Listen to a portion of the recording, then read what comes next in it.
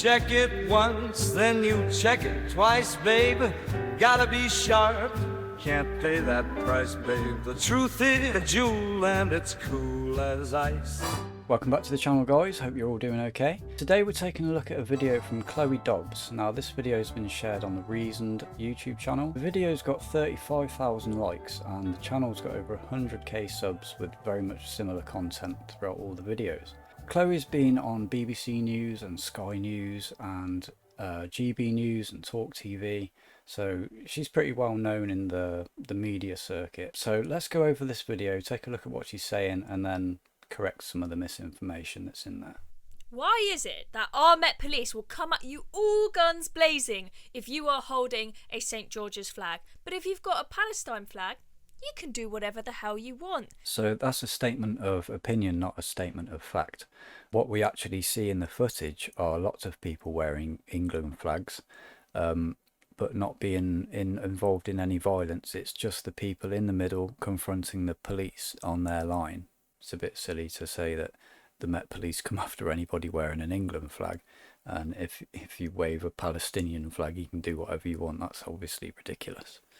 So this is the footage from what has been going on today ahead of the 3 p.m. celebrations for St. George's Day, and you've got here the police sort of pushing and shoving with these patriots. Now, what is actually going on here? Well, according to the press, this is far-right thugs erupting into violence, but this is a very small snapshot with very, very little context. And that's correct. We've got very little context for this, just this one camera angle. As in visual context, we've got statements from the police, we've got articles, we've got eyewitness accounts, so we could look at all that and try and give it some more context.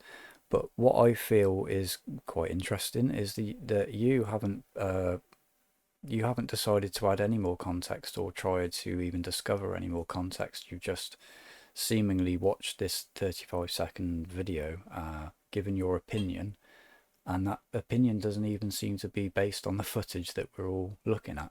So let's try and give it some context, okay? So the people you see in the video with the England flags pushing past the police, they had a organised event today for St. George's Day, and they were doing a march, and that was supposed to stay at Richmond Terrace, but a group of them, or some of them, decided to break off and try and go up to Whitehall, and that is when the police tried to stop them and force their line, which we can see in the video. I don't know, I guess Chloe just forgot to mention that. So on the whole, this has all been very, very peaceful, and then what happened is that the police suddenly decided to create a barrier and kind of cordon in these patriots for, you know, seemingly no reason whatsoever. They were asked to stay in one place and they refused to do that and tried to move to another area. And when the police asked them not to and turn around, they refused and got violent and forced their way through.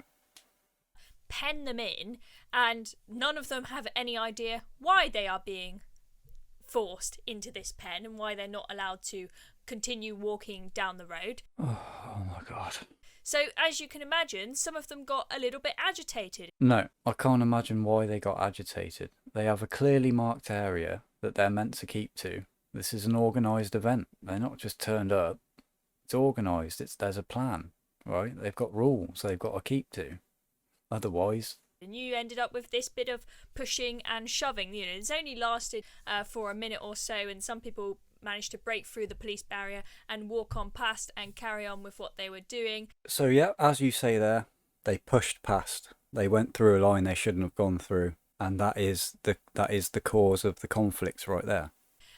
But as you can see, the police have really gone all guns blazing here. They've even brought in the horses to sort of stampede into the crowd. It's a fine choice of words, but to stampede into the crowd, no. That's not what they've done, is it? Look, let's be honest. We've all got our biases, but it's very important to be truthful and observe what we're seeing, okay? And recognise what we're observing and be honest about it. They didn't stampede their horses into the crowd. Their horses are already there. They're on that line. They're behind that line, sorry. The horses are already there. If you see a horse in a situation like that, a police horse, That's a very clear sign, a very clear message that you should not try and advance towards that horse or that police line or whatever. You just shouldn't. It doesn't matter what side you're on, whatever you're protesting for. I wouldn't really want my toe to be stepped on by one of those horses, so I'm glad that I was not there. If you see a barrier in front of a big cliff, that usually means that you shouldn't cross that barrier because you could get hurt. The barrier is there to protect you. Well, the other thing to notice here as well is that this actual push is initiated by the marchers. It's not initiated by the police. The police are holding a line. Okay, so and you can see I'm playing it over and over again. This is initiated by them, not the police. But the interesting thing about this is how the media reports it. So let's take a look. So after this happened, we had, first of all, LBC. Violent clash breaks out as far-right groups descend on London for St. George's Day march. Yeah, a violent clash did indeed break out as far-right groups descended on London, and it was St. George's Day and a St. George's Day march. So it doesn't make it any less true if you shout it. Violence, there was violence, so from either perspective, this was violence either by patriots or the police. Whichever way you choose to look at it, there was violence. Far right. So now, many people on this march won't have been far right people at all, right? But the far right were there. Tommy Robinson was there, okay?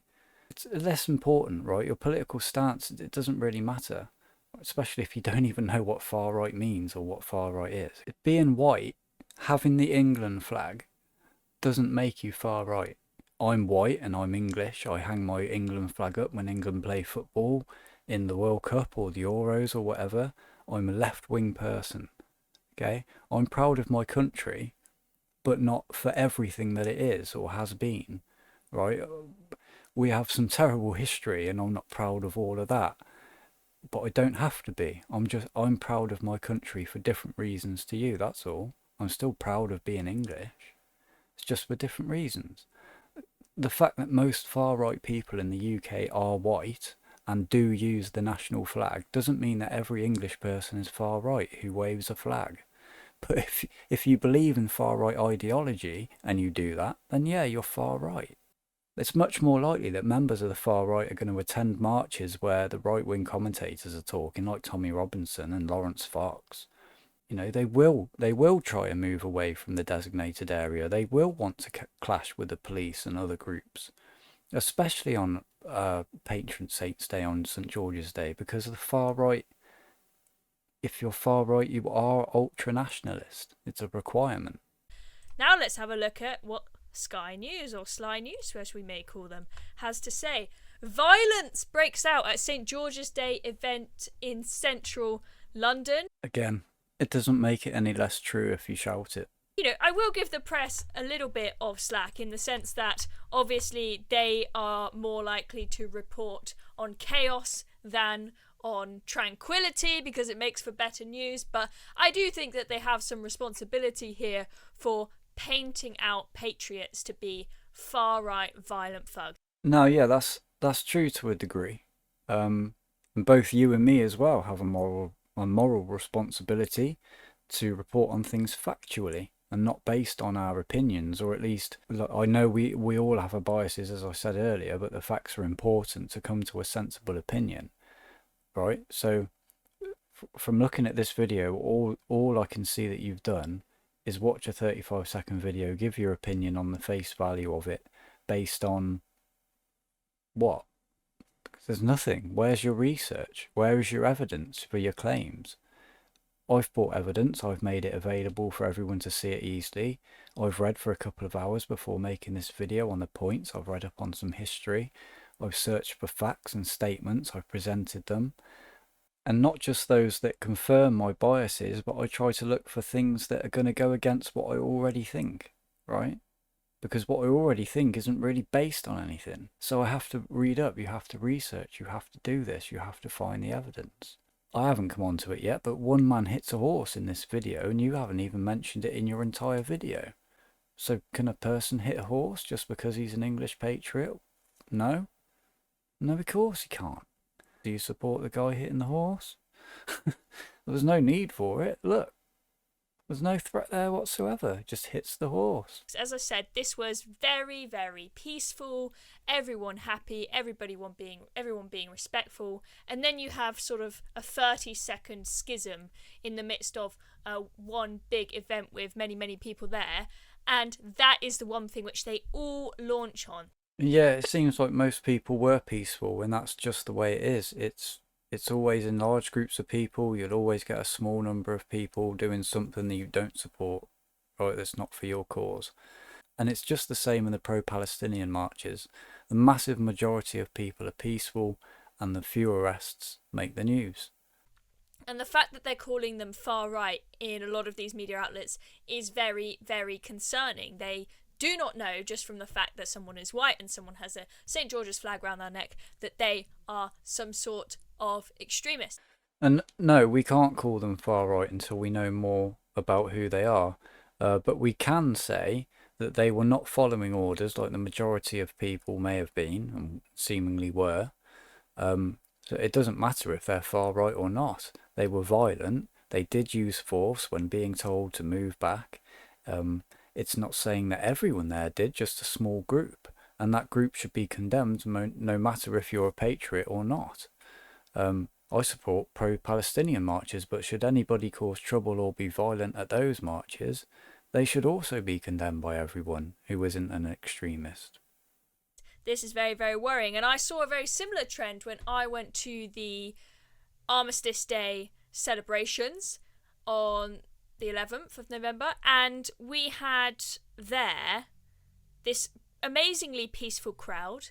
Everyone was so behaved, everyone was so respectful. There was all this worry about the Palestine protesters coming and disrupting the Armistice Day parade, but actually, turns out all of those Gen Z lot were still asleep at that time of the morning, and they didn't come out till the afternoon. Very, very peaceful. And then all of a sudden, in the crowd in the background, we heard a couple of people shouting for about 10 seconds.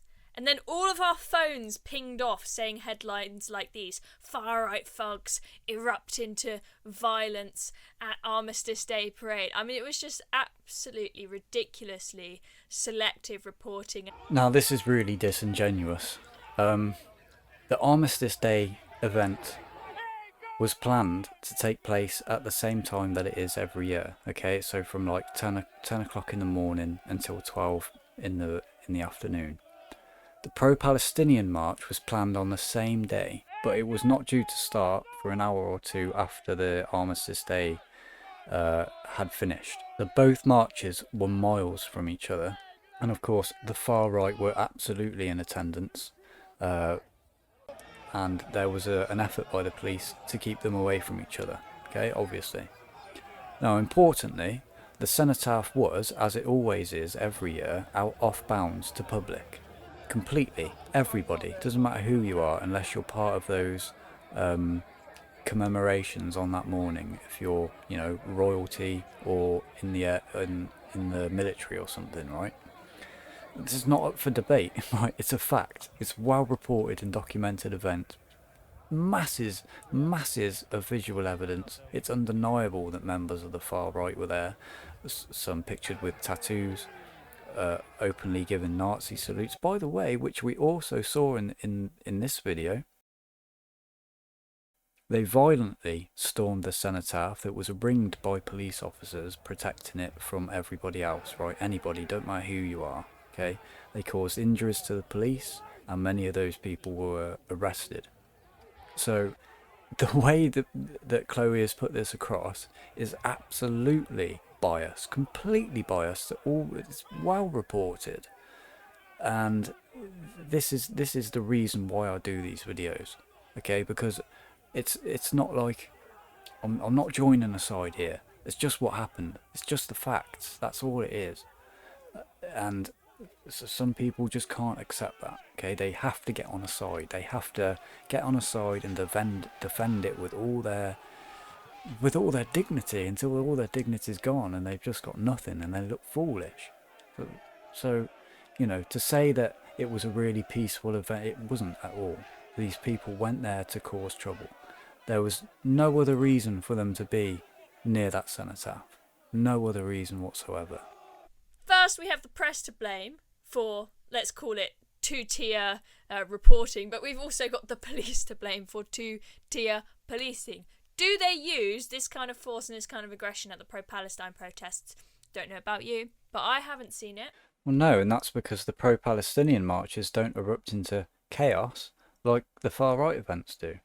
It's just a matter of counting, isn't it? Each week there are hundreds of thousands of people marching for Palestine and maybe 10 or so arrests each week, right?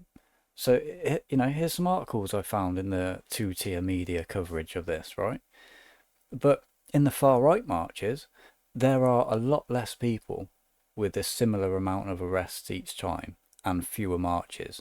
This means that far-right marches are many times more violent than the pro-Palestinian marches. More people get arrested at Glastonbury than at pro-Palestinian marches.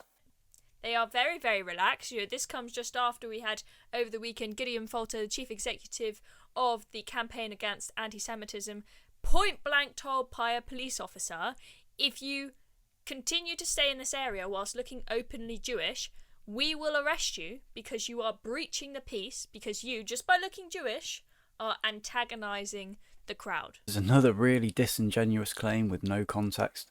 This man was part of a counter-protest filmed on many occasions that day and on previous marches with the same MO.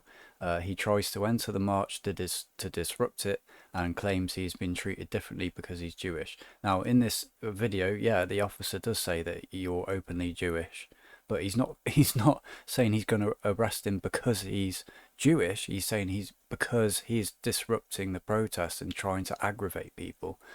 His claim of just being a Jew trying to cross the street, completely disingenuous to say the least. Right, painting him out as being in the wrong for being openly Jewish, right? No.